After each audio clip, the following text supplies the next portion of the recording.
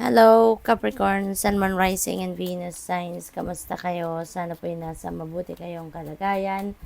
Welcome back po sa Star Tarot. Kung bago kayo dito, welcome din kayo. Thank you for your support. I truly appreciate it. God bless you all, Capricorn.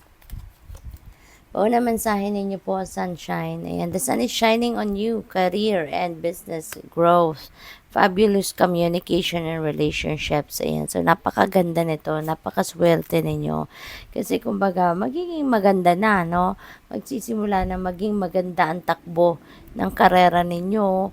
Kung meron kayong negosyo, magkakaroon na ng growth, no? Pag-asenso, pag-progress. At hindi lang yun, no? Even sa inyong relationships, no? Not limited to just romantic relationship, but also in other kinds of relationship, magiging maganda na yung komunikasyon ninyo, no? With the people around you. So, what else? We have opportunities. Ayan, a stranger is about to change your life.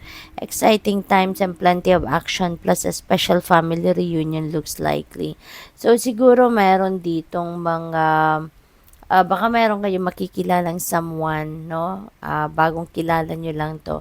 And this person is going to play a significant role sa buhay ninyo ngayon or in the future. No? So, siguro, maaaring makakapagbigay ito ng opportunity sa'yo. 'Di ba? Different kinds of opportunity. Pwedeng sa trabaho, pwedeng sa travel, no? Maaaring ganun. Or baka yung taong ito, 'di ba? Baka magiging karelasyon ninyo. Lalo-lalo na kung kayo ay single pa. So, this is going to change, no, the course of your life, this person. At maaari din na maraming kabisihan, no, ang magaganap sa buhay ninyo. Maraming kabisihan, sorry po.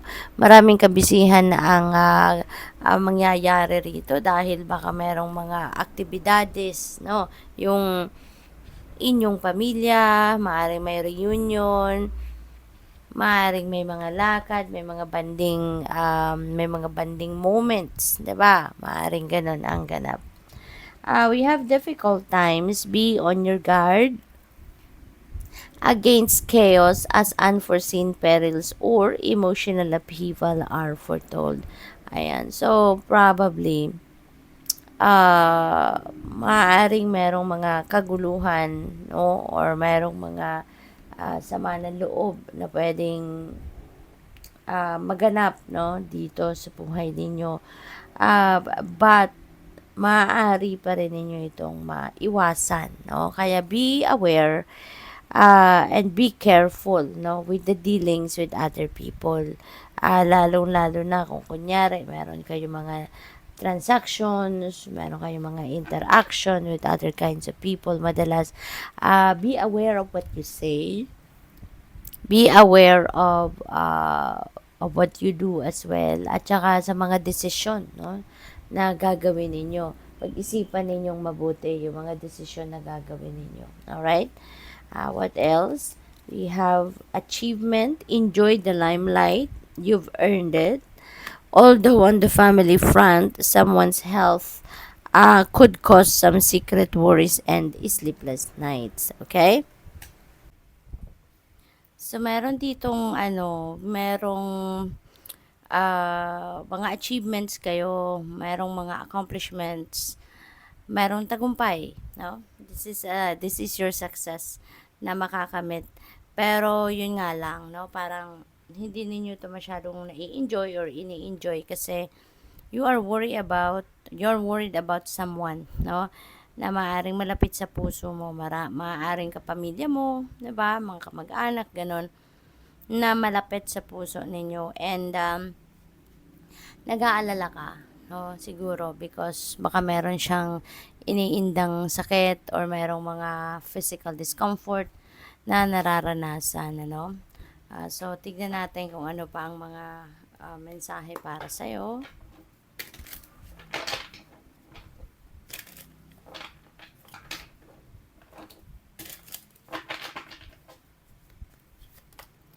So, we have the Empress. Ayan. Pagdating naman sa inyong kaperahang aspeto, this is good, no? Si Empress. This is abundance and prosperity energy. Kaya, maaaring meron ditong dadating na pera sa'yo, meron dadating dito na swerte, no? Pagdating sa inyong money, career, and finances. Pwedeng cold cash, no? Pwedeng ma-receive ninyo or pwedeng ano to, pwedeng ah pwedeng opportunities na siyang maghahatid sa inyo ng kaperahan, no? Pwedeng yung ano ninyo to, yung achievements ninyo, yung accomplishments ninyo, maaaring meron itong financial reward sa'yo, no? Kaya maaaring yun ang panggagalingan ninyo ng kaperahan. We have 10 of Wands. Ayan. So, si 10 of Wands, this is burden, no? So, feeling siguro ninyo talaga burden kayo. Hindi lang sa trabaho, kundi pati rin sa pamilya, no? Kasi baka ito, emotional burden ninyo ito. Kasi nga, nag-worry kayo about this person, no? So, pwedeng ganon.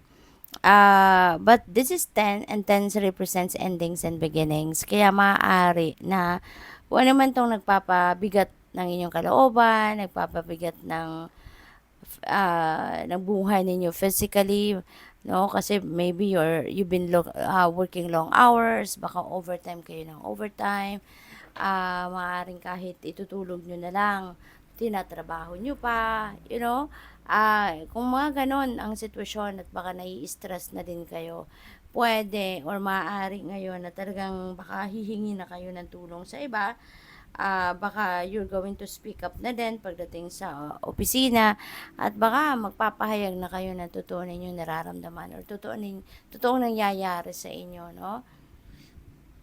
Na baka kailangan nyo na ng assistant, kailangan nyo na mag-delegate ng inyong trabaho, yung ganon, no? And even sa pamilya, baka hihingi kayo ng tulong from other family members para mabago na yung sitwasyon ninyo. Kasi maybe it's taking a toll on you already. What else? We have 10 of Pentacles. This is another 10. So, this is synchronicity. Capricorn, so we have double 10. So, that is angel number 1010, ano? And angel number 1010 is very powerful na angel number. Kaya I suggest po, i-google po ninyo, tignan po ninyo kung anong ibig sabihin ng angel number 1010 for more guidance po. Okay? Dito naman, sa 10 of Pentacles, this is abundance, prosperity din. This is about wealth, financial future, stability, security pagdating sa inyong kaperahang aspeto. So, siguro ang iba sa inyo sa sobrang sipag din ninyo, sa sobrang tiyaga ninyo, no? Napaka-diligent din ninyo magtrabaho or sa trabaho. So, siguro sa ngayon, marami na din kayong naiipon, no? Baka marami na din kayong savings kahit papano. Masasabi nyo na you can support yourself and your family, no? In the future, no, financially, kasi baka nakapag-ipon na talaga din kayo, no, na ano niyo na yung aspeto na yun ng buhay ninyo, maaring napasiguro nyo na, kumbaga, no. Kaya kahit papano, masasabi nyo na siguro kahit mag-resign kayo sa trabaho sa ngayon, masasabi nyo na meron na kayong mahuhugot, no, or meron na kayong panghuhugutan ng financial needs ninyo in the future.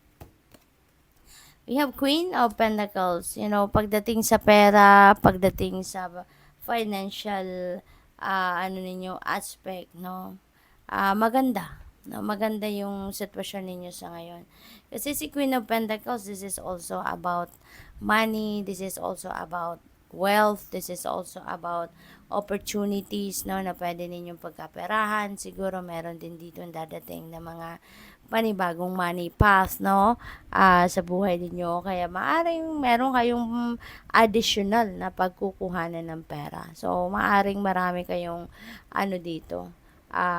perang marireceive sa ngayon or mga opportunities na talagang puwedeng maghatid pa sa inyo ng additional kayamanan sa inyo.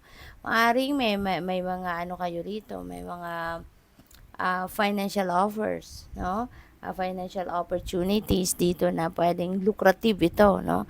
Baka lucrative job offer, mga career or business opportunities, yung gano'n ba. Kaya, sa pera masuwerte kayo sa ngayon, walang problema, no? Kaya good luck sa'yo.